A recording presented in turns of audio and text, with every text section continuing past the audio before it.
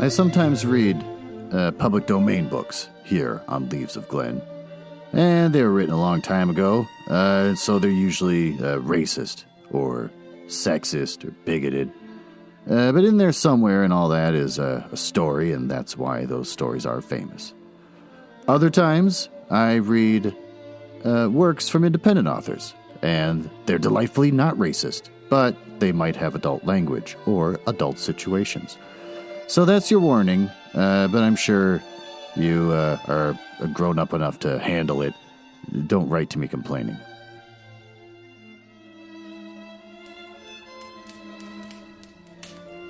Oh, hello, and welcome to the Leaves of Glen Mansion. It's a fun little bit where I pretend to live in a mansion and not just recording in my basement. This is where I read the hottest in public domain books and short stories. This week, I'm going to read some chapters of the Judgement on Janus by Andre Norton, a sci-fi book that seems so old that hopefully you won't get me for copyright, whatever. About the author? Oh, Andre Norton was born Alice Mary Norton, February 17th, 1912, and died March 17th, 2005.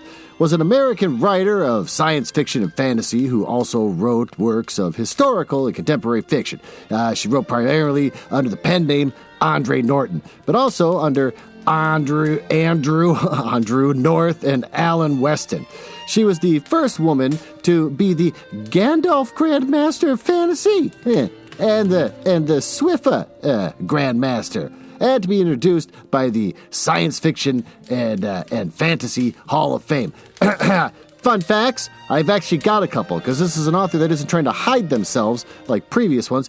This one, in 1934, she legally changed her name to Andre Alice Norton, a pen name she had adopted for her first book, published later that year, to increase her marketability, since boys were the main audience for fantasy. Another one, after graduating from high school in 1930, Norton planned to become a teacher and began studying at the Floristone Mather College of Western Reserve University. However, in 1932, she had to leave because of the Depression. And the Depression?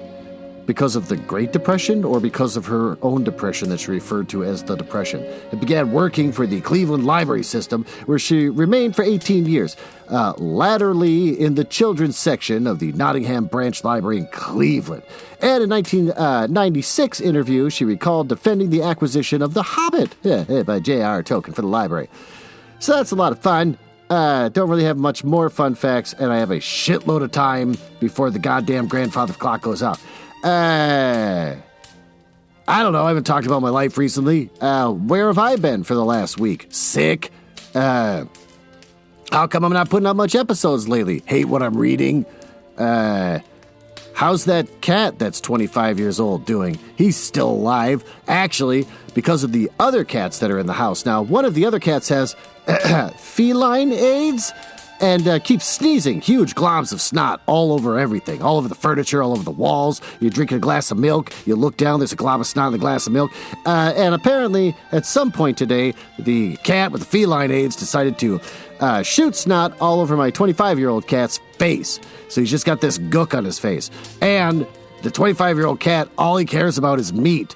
If you're not going to let me die, feed me meat. That's all he says. He walks around. He can barely get up the stairs, but if he feels like he's hungry and you haven't fed him enough, he will work his way up those stairs, even if it takes an hour, and sometimes it's so much exertion, he actually leaves a poop on the step. More than once, my girlfriend and I have had to clean up a poop on the step. He'll get all the way up there and just shout at you at 2 a.m. And then I'm like, oh, little man, do you want to sleep on my bed with? So I pick him up and put him on my bed, and then he just turns around and gets back on the floor and shouts at me, and then he usually gets disgusted and leaves. Well, anyways, he's covered in snot from the cat with AIDS, and then he'll just go up and start begging, nah, I want meat. He just keeps doing that all the time with this disgusting face. And so I think after I do this episode, I'm probably going to wash my 25-year-old cat who won't die and see if I can get that off of him. And also random hairballs and have to look deep into his disturbing anus. When you got a cat that has no body weight anymore, it's just a skeleton with skin strapped tightly around it. And so his anus is basically just kind of floating there between his hip bones, and it's just stretched across like a canvas. There's no little butt cheeks anymore, not like my healthy cats, where they have little butt cheeks, little ball sacks. This is just this bony cat with a disgusting tarp of fur with a little anus floating around. It's never in the same place twice. So I'm going to try and clean him and not look at that thing and all the, oh, thank God, the grandfather clock.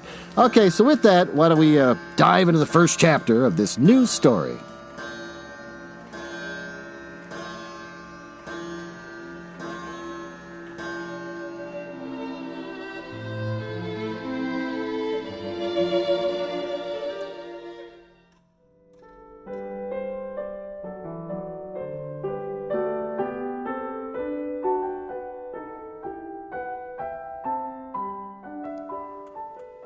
Judgment on Janus, Andre Norton. Chapter 1, The Stuff of Dreams. Here, even the sun was cold, just a glitter of light to hurt the eyes and reveal the square, sullen blocks of the Dipple. Niall, N-A-I-L-L, Niall, Renfro, I hate it already. Another science fiction book with dumb names. Niall Renfro leaned his forehead against the chill surface of the window, trying not to remember to beat down those frightening waves of rage and frustration that brought a choking sensation to his throat these past few days, a stone of heaviness to his chest. This was the Dipple, the planet of Corwar, the last refuge, or rather prison, for the planetless flotsam of space war. Forced from the home worlds by battle plans, none of them have had, that's two hads in a row, a voice in framing. They had been herded here years ago. Then, when that war was over, they discovered that there was no return. The homes that they could remember were gone, either blasted in uninhabitable cinders through the direct action, or signed away at conference tables so that the other settlers now had sole rights there. The Dipple was a place to rot, another kind of death for those planted arbitrarily within its walls. A whole generation of spiritless children was growing up in it, to which this was only known way of life. But for those who would consider, Niall closed his eyes. Oh, yeah, that's right. Limited space, curved walls, the endless throb of vibrating engines, driving a free trader along uncharted, quote, roads, unquote, of space, bright, exciting glimpses of strange worlds, weird creatures, and new peoples, some alien of mind and body, and some resembling a small boy who lurked unobtrusively in the background, drinking and avidly all the wonders of a trade meeting. These he could remember. Then confusion-fear, which formed a cold lump in a small stomach, a sour taste in the throat and mouth, lying in the cramped berth space of an escape boat with warm arms about him. The shock of the thrust away from the ship had always been his home, and the period of drift while a mechanical signal broadcast their plight to the coming of a cruiser to pick them up as the only survivors. Afterwards, the Dipple. For years and years and years, always the Dipple! Exclamation point. But there had been hope that the war would end soon, and that he was big enough, old enough, strong enough, he could sign on a free trader, or that they would somehow find credit deposits owned by Dwan Renfro and buy passage back to Mahida. Wild dreams, both those hopes had been. The dull, dusty years had wasted them, shown them to be flimsy shadows. And there was only the Dipple. And that would go on forever, and from it there was no escape. Or if there was for him, not for her now, whatever that meant. Niall wanted to cover his ears as well as close his eyes, and he could shut out the grayness of the Dipple. But he could not shut out the weird little plaint, half croon, half moan sound monotonously from the bed against the far wall. Oh, he swung away from the window and came to stand at the side of the bed, forcing himself to look at the woman who lay there. Oh, she was nothing but a frail wraith of skin and bones. Not Malani. Niall wanted to beat his fists against the gray wall, to cry out his hurt and rage, yes, and fear, as might a small child. It was choking him, If only he could gather her up and run away from this place of eternal harsh light and cold grayness. Oh, it had killed her as much as Dwan Renfro's death. She was withered by the ugliness and the hopelessness of the Dipple. But instead of giving away to the storm within him, Niall I have to say this person's name. He's the protagonist. This is the person I gotta keep saying his name. I hate this. At least Dwan Renfro is dead, so hopefully we won't talk about him anymore. Knelt beside the bed, caught those restless, ever-weaving hands in his own, bringing their chill flesh up against his thin cheeks. Malani,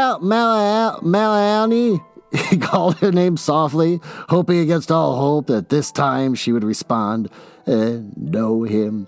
Or was it far more kind not to draw her back? Niall sucked in his breath. There was a way for Malani to escape. If he were just sure, overwhelmingly sure, that no other road existed. Gently, he put her down. Her hands pulled the covering up about her shoulders. Once sure, he nodded sharply, though Maliani could not see that the gesture of sudden decision. Then he went swiftly to the door. 3 strides down the corridor, and he was rapping on another door. Oh, it's you, boy, the impatient frown on the woman's broad face smothered. She's, where's? I don't know. She won't eat. And the Medco, ... All the woman's lips shaped a word she did not say.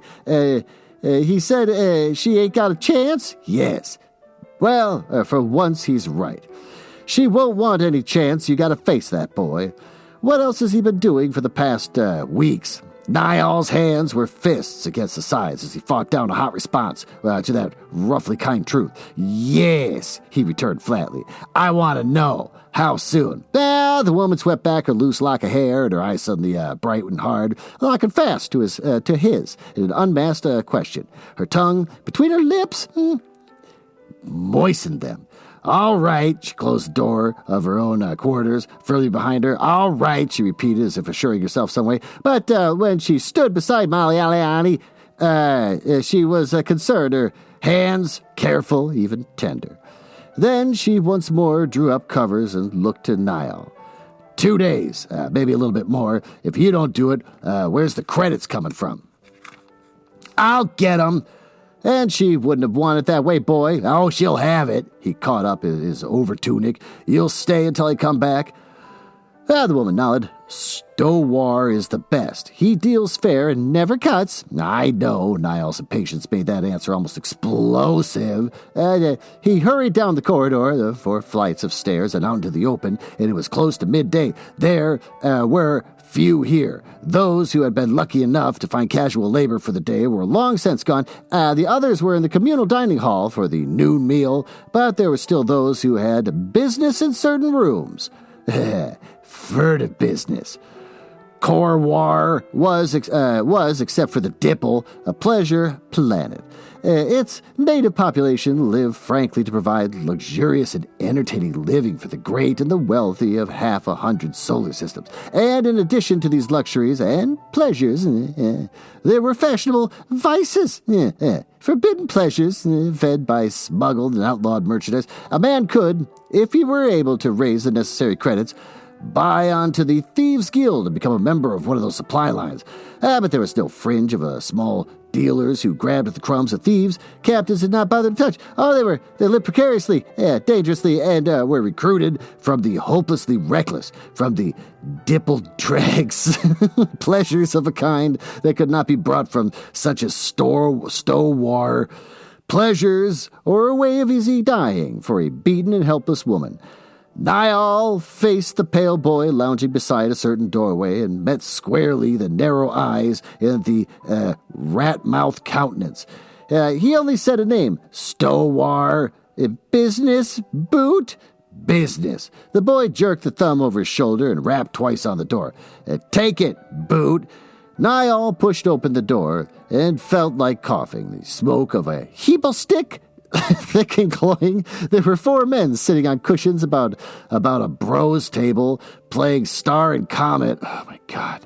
The click of the counters broken now and then by a grunt of dissatisfaction as some player failed to complete a star. What's the blast? Stowar's head lifted perhaps 2 inches. He glanced at Niall, acknowledging his presence with that demand. Go on, spout it. We're all mates here. One of the players, giggled. The other 2 made no sign that they heard, and their attention glued to the table. You have Helios? How much? Niall came to the point at once. How much do you want? Niall made his calculation on the way over. If Maradisa could be relied upon, 1 pack. No, better 2, to be safe. 2 packs. 2 packs, 200 credits, Stowar returned. Stuff's uncut. I give full measure. Niall nodded. Stowar was honest in his fashion, and if you paid for that honesty, 200 credits, well, he hardly expected to have it for less. The stuff was smuggled, of course, brought in from off-world by some crewmen who wanted to pick up extra funds and were willing to run the risk of port inspection. I'll have it in an hour. Stowar nodded. You do that, and the stuff's yours. My deal, Graham. Niall breathed deeply in the open, driving the fug from his lungs. The fug? There was no use going back to their own room, turning over their miserable collection of belongings to raise 20 credits, let alone 200. He had long ago sold everything worthwhile to bring in the specialists from the upper city. No, there was only one thing left worth the 200 credits. Himself. He began to walk, his pace increasing as he went, as he must do as swiftly, before his courage failed. He was trotting when he reached that other building, set so conveniently and so threateningly near the main gate of the Dipple, the off-planet labor recruiting station. There were still worlds, plenty of them, where cheap labor was human labor, not imported machines, which required expert servicing and for which parts had to be planted in at ruinous shipping rates. And such places as the Dipple were forced beds for that labor. A man or a woman could sign up, receive settlement pay, and be shipped out in a frozen sleep, and then work for freedom in 5 years, 10, 20. On the surface, that was a way of escape out of the rot of the Dipple. Only frozen sleep was chancy. There were those who never woke on those other worlds and who waited, those who were also in chancy Arctic worlds, tropical worlds, worlds that men toiled under the lash of nature run wild. To sign was a gamble in which no one but the agency ever won. Niall came to the selector, closed his eyes for a moment, and when he opened them, he was put in his hand that lever, pulled it down, and then he would take a step from which there'd be no returning from, ever. An hour later, he was once more at Stowar's. The Star and Comet game had broken up, and he found the smuggler alone. He was glad that he was put down for the credit slip. $250, Stowar read. From beneath the table, he brought a small package. 2 here, and you get 50 credits back. Signed up for off-world? Yes. Niall scooped up the packet, another credit slip. You could have done different, Stowar observed. Niall shook his head. No? Maybe you're right at that. There's 2 kinds. All right. What you got, what you wanted, it's all prime. Niall's pace was almost a run as he came back to the home barracks, and he hurried up the stairs and down the corridor, and Maradisa looked up as he breathlessly entered. The Medco was here again. Director sent him. Oh, what'd he say? The same. 2 days, maybe 3. Niall dropped down on the stool by the table, and he had believed Maria earlier. This confirmation would not have made that much of a difference. Now he had rolled the package from Stowar 2 small metal tubes. They were worth it. Worth selling himself into slavery on an unknown world. Worth everything that might come to him there in the future because of what they held for the dying woman who was his mother. Helios, the powder contained in one of those tubes, was given in a cup of hot water. Then Malani Renfro would not lie here in the Dipple. She would be reliving for a precious space of time the happiest day of her life. If the thin thread that held her to this world had not broken by that time she roused from that sleep, there was the second draught to be sure. She had to live in terror, defeat, and pain. She would die in happiness. He looked up to meet Maria's gaze. Now, I'll give her this. He touched her nearer tube. If there is need, you'll do the other. You won't be here. What's the worst, to go out now and not to be sure? He tried to answer and came out of him in a choked cry. Oh, God, there's a child here in the room with me. Hi, bitch. What the hell do you want? I'm killing time while I wait for my water to boil. So you come down here to interrupt me in the middle of reading my goddamn book for the podcast? I'm with Jackie, and she motioned me in. Don't motion her in. Get back to Jackie. No. Yes. What do you want? Don't do it with the punches. Are you feeling any better? That's not sounding good. Yeah. Do you have a fever? Let me touch your head. What the fuck? Now your head feels nice and cool, kind of damp and I'm dewy. leaving. You got a kind of a layer of sweat on you that I find offensive. All right, back to my story, you jackasses. Actually, instead of reading the story, the feeling of the child's forehead reminds me a lot about people with body integrity identity disorder. It's a condition where you're basically born looking at your left arm and saying, that's crap, I don't want that on me. It shouldn't be on me, it just feels like it should be gone. So they beg doctors to amputate their body parts and stuff, and usually they have to go to weird places like Russia to get a doctor to go do it for them there, kind of thing. It's a weird kind of disorder that's very unfortunate. And, but it also, I imagine there's got to be other disorders, lesser known ones, like people who just want to apply things to their forehead. People who with wet, greasy foreheads like my child just had because they've also got the same cold I had. What do you do if you want to apply things to your forehead? Oh, you can apply like a lip balm. That's boring. It doesn't do anything. You want something with purpose. If you're going to put something on your head, you want to know that that's made to be put on your forehead, which is why Stephen Dorglass, who's been suffering from this condition for the longest time, that's Stephen Dorglass of Dorglass Incorporated, DORGLASS.com. They're dedicated to fabricating, professionally installing the highest quality glass products for the nation's top manufacturers. Their inventory, combined with their years of experience, makes them the premier source for installation and repair. They approach every project with the same goals: professionalism, integrity, and more importantly, they're discreet. So discreet that when he suffers from his own condition, where he's like, I just want to put crap on my forehead. I just want it. I want my head with a viscous of something on it. I want to walk around, but I want people knowing. I don't want people seeing that I got a glistening, wet forehead all the time. They're going to think something's wrong with me. It's a horrible secret that I keep to myself. At the end of a long day of work, installing Dorglass Incorporated professional products, I just want to go home and put like Vicks Vapor Rub on my forehead and just watch TV. But I don't want to do Vicks Vapor Rub because it's not made to be put on your forehead. I just want something to put on my forehead. That's when he found out about the really old product called Head On, which you apply directly to the forehead. There's a commercial where it says Head On, apply directly to the forehead, and they say it 3 times in a row, and they don't describe what it's for. And they got in trouble because they tried to say that it's supposed to help you with headaches by applying it to your forehead, and it doesn't help worth shit. There's nothing, it's a holistic thing, which is bullshit, and there's nothing about it that's actually going to help you with a headache. So they decided to just not describe what it's for, just have a commercial that just says, apply it to your forehead, and that's it. And hopefully people just go buy it and apply it to their foreheads. I think that they realize there's a market for people that have an obsession with applying things to their forehead, but they don't want to just put anything on their forehead. They want to put something on their forehead that has purpose on putting on their forehead. So this is perfect for Stephen Dorglass. One day, when he sees that commercial, oh God, he goes out and buys it. And so every day when he gets in the morning, when he's getting ready to go to work, he applies a little bit of Head On directly to his forehead. And he's like, a product that's made to be applied to the forehead for my weird fetish of putting shit on my forehead. I am satisfied. Well, that went on for decades, from like 2006, but then they went out of business because they got in trouble by the Better Business Bureau, and so after that, he's had to get underground supplies of it. Underground supplies in weird places like Russia, where you can go to get limbs removed. So he's been hoarding these things in his garage, and it's like, it doesn't matter. You could go and you could try to figure it out yourself. I'm sure it's just lip balm, but he doesn't care. It's the fact that this is a product made to be put on your forehead, and it satisfies his weird frickin' urge. So the thing is if he ever runs into someone that seems to be wiping their forehead a lot, or constantly touching their forehead, or looking real fussed like a prize horse because they can't do anything to their forehead,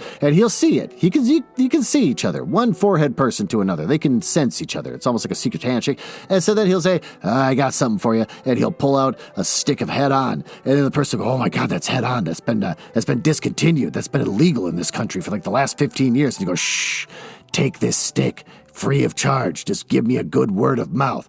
And that word of mouth has helped him get clients like Pottery Barn, Williams-Sonoma, Sherwin-Williams, Portillo's, The Salt Cave, and Applebee's. Well, with that, why don't we retire to the master bedroom where you can talk sexy to me about the latest upcoming romance novels from Penguin Random House Books.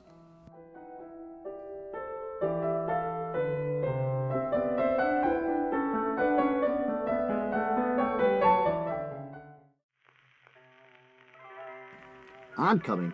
Hold on. Just hold your... Oh, wow. The hell kind of suit is that? You're just wearing like a sweatshirt and a pair of jeans. You got a sign around your neck that says bride. And you look weirdly Irish. Why is that? Well, now you're gesturing to the book that you've got on the heart-shaped bed, my beautiful heart-shaped waterbed here for the master bedroom where I make the sex. It says Kit McBride Gets a Wife by Amy Berry. About Kit McBride Gets a Wife, 4 McBride brothers have their worlds turned upside down and their precious younger sister secretly places an advertisement for a mail-in order bride. Kit McBride knows that Bucks Creek, Montana is no place to find a wife. Between him and his 3 brothers, plus little Junebug, yeah, they manage all right on their own, thank you very much. But unbeknownst to Kit, his sister is sick to death of cleaning, cooking, and mending for her big brothers. So she places an ad in the matrimonial news, what the hell, to get them hitched. After Maddie Mooney immigrated from Ireland, there's that tie-in, she found employment with an eccentric but poor widow. When her mistress decides to answer an ad for a mail-in order bride, Maddie is dragged along for the ride to Montana. But en route to the west, Maddie is suddenly abandoned and left to assume the widow's name, position, and matrimonial prospects. With no other recourse in the wilderness, Maddie must convince Kit she's the wife he never knew he needed. Is praise. You want to hear praise? A sweet, laugh-out-loud romantic comedy set in the wilds of Montana. Kit McBride Gets a Wife will have readers smiling from ear to ear and set their hearts all aflutter. Maddie Mooney is a plucky, enduring heroine, and Kit McBride is an ideal frontiersman hero with a cast of delightful secondary characters, including the irrepressible younger sister, Junebug. Wow, this Junebug seems like it's really worth reading the book. This charming romance is guaranteed a place on your keeper shelf from Elizabeth Everett, author of A Perfect Equation, another book that probably no one's read. So that's Kit McBride Gets a Wife by Amy Berry, and it's a category Western romance and also historical romance. It's paperback for $17, coming out on August 23rd. You get it from Amazon, Barnes & Noble Books, AmillionBookshop.org, Hudson Booksellers, IndieBound, Powell's, Target, and Walmart. Well, with that, I'm no longer aroused. You just take that goddamn sign off your neck and let's go back down to the library and continue reading this book.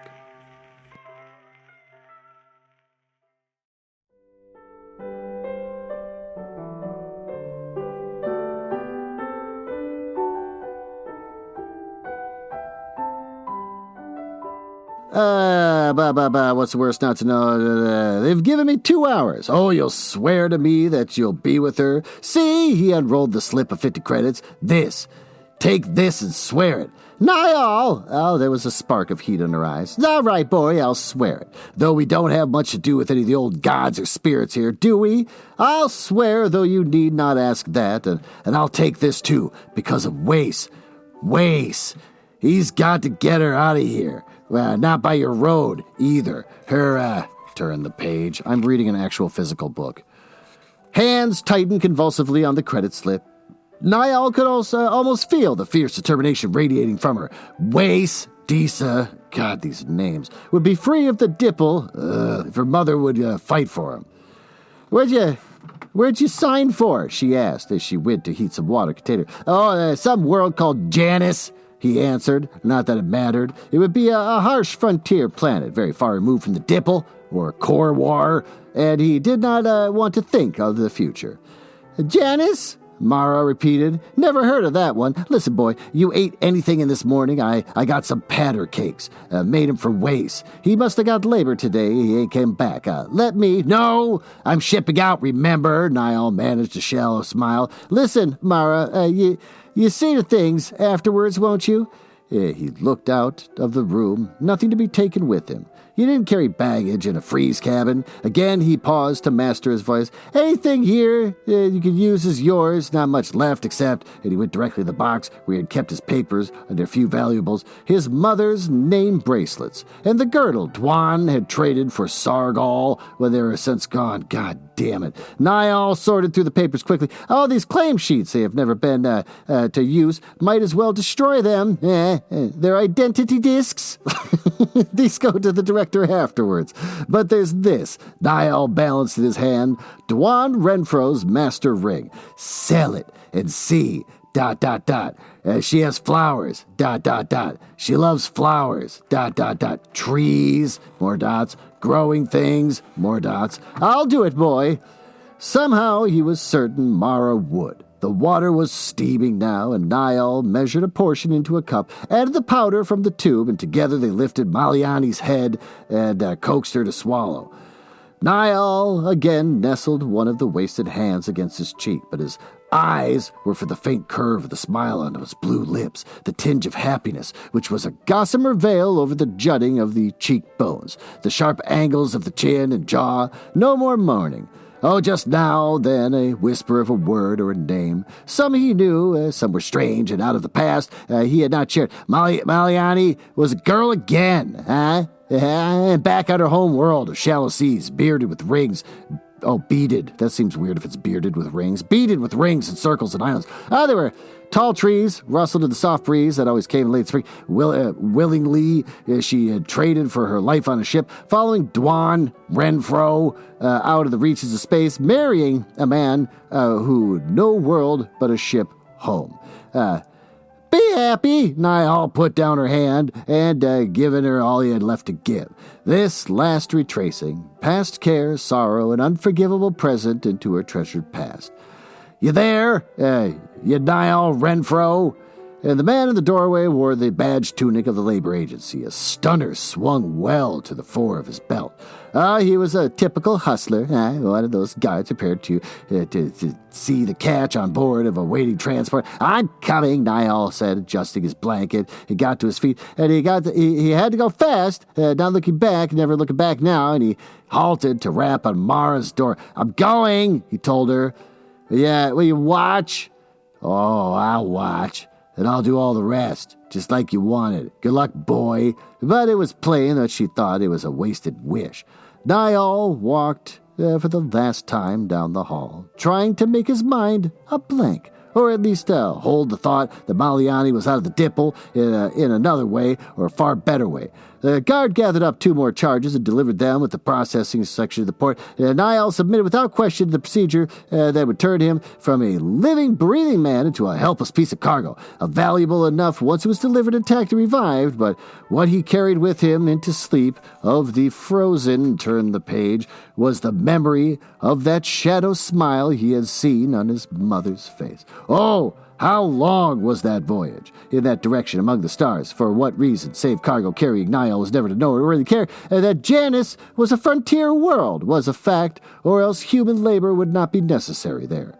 But that was the sum total of his knowledge concerning it, and he was not awake to see the huge dark green ball grow on the pilot's vision plate, develop wide continents and narrow seas and land choked with dense green of forests, and as such forests as more civilized planets had long since forgotten could draw nourishment from the soil and darken most of the countryside.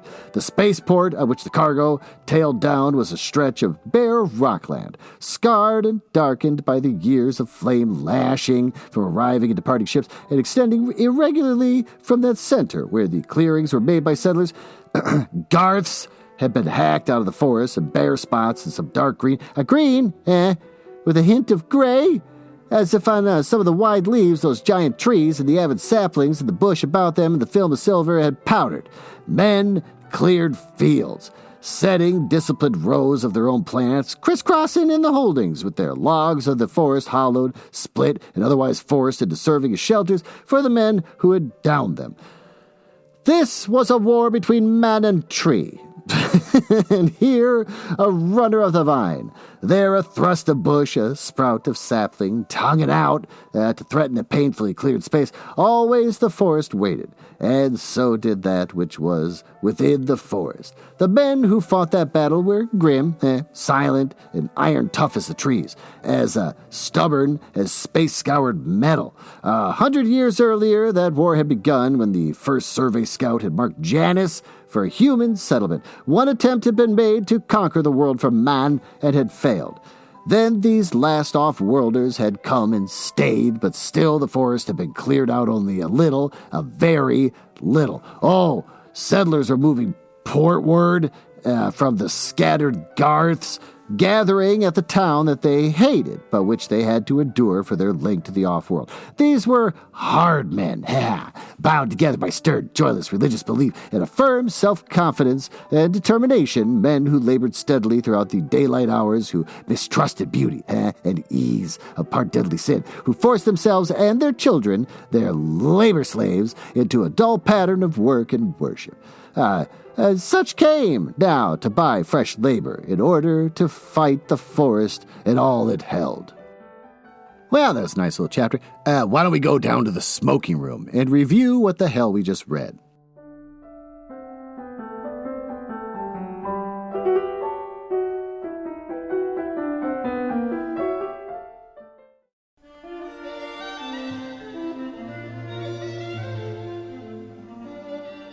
Okay, now let's get all settled here in the smoking room and try to review this book. Looks like my wife is down here sewing. Do you have to sew now? It's no longer your smoking room. It's now my sewing room. I hate this. That's what happens when you let a woman move into your house. You're ruining everything about Single Glenn. You're ruining it. You were sad. I was not sad. You were. You needed me. Let's review this story. God damn it, between the bird and the sewing. You put the birds in this room, and now you put your sewing machine in here. Birds are cheerful. Let's recap the story. What did we learn? A guy named Niall, which is one of the worst sci-fi names I ever had to say out loud in my life. It's also the name of a member of One Direction. Niall has decided that his mom is dying, apparently, and he's going to sacrifice himself to save her life, even though he lives in some sort of hellhole. I forgot the name of the town that he lives in, but whatever. So he decides to sell himself into some type of slavery, and that's pretty much it. We're going to find out the next chapter what the planet Janus is, where he's going to be sent, because apparently that's where the man is fighting nature, and that's their job. I don't know. What's good about this story? Guy likes his mom, and not in a creepy way. What sucks? The slavery aspect. And what do we learn? We learned that if you let someone into your life with love, they will turn on you and install birds in your smoking room and turn it into a sewing room. You love it. Well, with that, thanks for listening, and I will see you next week.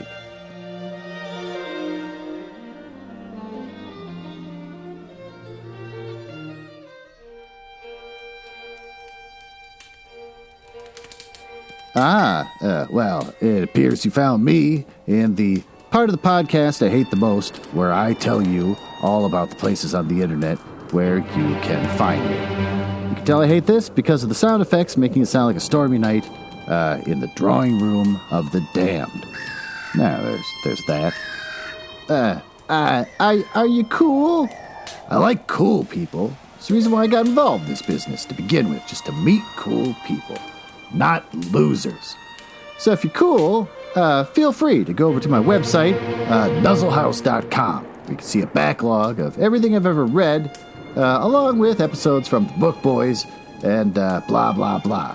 You can also find me on Instagram, which is House Nuzzle. And conveniently enough, Twitter, which is also @HouseNuzzle. Annoyingly, YouTube made me pick a name instead of just a House Nuzzle, so I got Glenn Nuzzles. So I guess you search for that if you want to watch a screen that doesn't do anything and just hear my voice. And since I think you might be cool, you can always just email me directly, glenn.nuzzles@gmail.com. But don't email if you're a nerdlinger or a dork. Now, back to business. Can't believe I drank all of them already. There's gotta be one left.